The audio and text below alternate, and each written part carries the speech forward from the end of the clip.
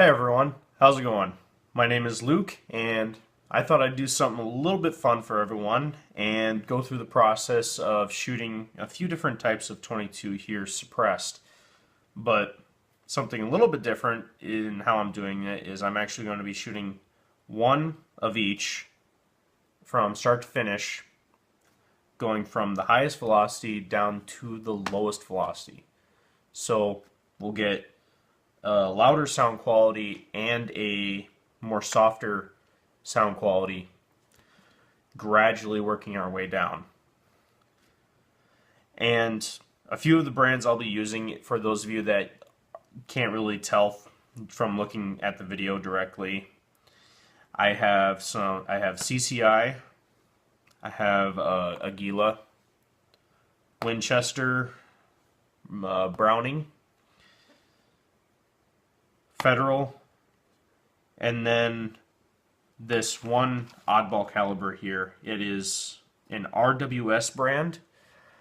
I don't know for certain, but I'm pretty sure it's actually a Walther brand 22. This is actually Subsonic 22 specifically. But again, I'm going to be shooting them in order. I'm only going to be shooting one of each. But again, I'm going to be shooting them from the highest, working my way down gradually all the way down to the lowest velocity here. But without further ado, let's get on to the shooting. Okay, here we are. We're going to go all the way from ultra high velocity down to a special surprise at the end.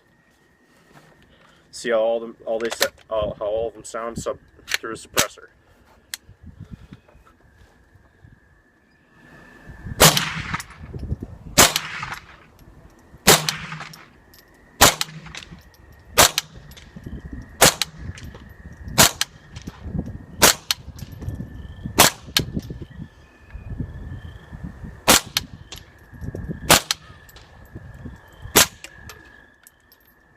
And there we go.